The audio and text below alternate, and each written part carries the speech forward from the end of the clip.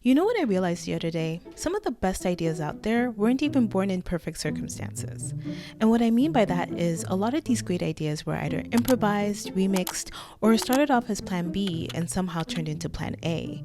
And for some reason, we don't talk enough about this. Quick intro though. Hi, I'm Melissa, and this is Take 5, where I take about 5 minutes to share a thought or an opinion on a specific topic. So what actually makes great ideas? From what I've noticed, it usually boils down to 3 things: constraints, spontaneity, and pivots. Let's start with constraints because they're more powerful than people think. You've most likely seen Subway takes on TikTok. Kareem asking random New York commuters to share their takes. So what's your take? Bring back segregation. So what's your take? We should gossip more. So what's your take? Men should have to take government-mandated yearly dance classes. So what's your take? Bluetooth does not work. So what's your take? People buy a new hat.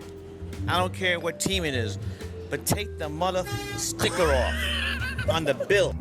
What you might not know though is that Kareem had tried breaking into the podcast world multiple times, but it just never worked. So, I at the time I had been kind of dabbling in premium podcast, scripted and unscripted.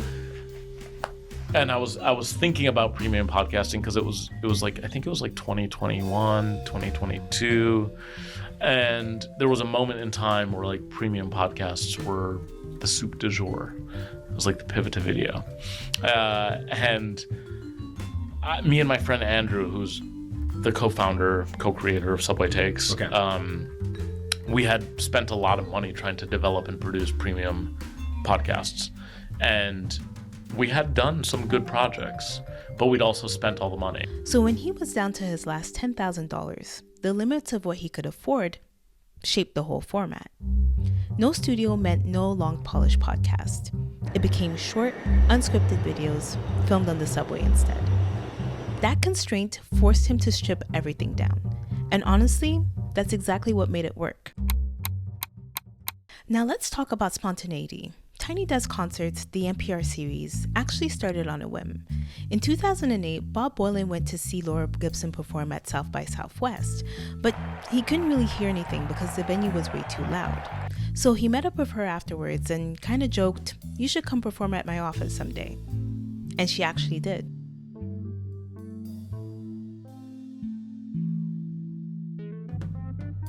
And what started as a one-time thing to hear one artist properly turned into a whole format.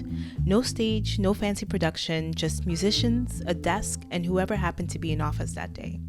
That spontaneous moment became a series that's now hosted everyone from Usher to Bad Bunny. So without further ado, let's get into it.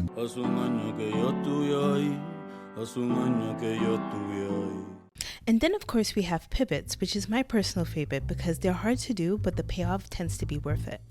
Doechii's Alligator Bites Never Heal is a really good example of this actually. She originally planned for it to be her debut album, but she realized that the expectations that come with an album were boxing her in creatively.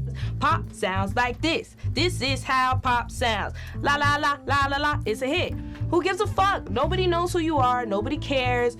Nobody felt anything. Nobody's life changed. And I'm here to feel something. That's my intention. So what did she do? She pivoted and released it as a mixtape instead, which gave her way more room to experiment without all that pressure. And clearly that decision worked because it's led to major recognition, including Grammy Award for Best Rap Album. I put my heart and my soul into this mixtape. I bared my life. I went through so much. I dedicated myself to sobriety, and God told me that I would be rewarded and that He would show me just how good it can get. Thinking about all of this is what pushed me to finally start Take 5, because great ideas don't need perfect circumstances. They just need you to commit and adapt. And honestly, the best ideas usually reveal themselves through the process, not before it. Kareem didn't know Subway Takes would work until he tried it. Bob didn't plan Tiny Desk, he just said yes to one performance. Doechii trusted her instincts, even though that meant course correcting. The common thread here is that they all just kind of started, without really knowing where it was going to take them. So if you're sitting on something, trust your instincts. The idea is probably better than you think.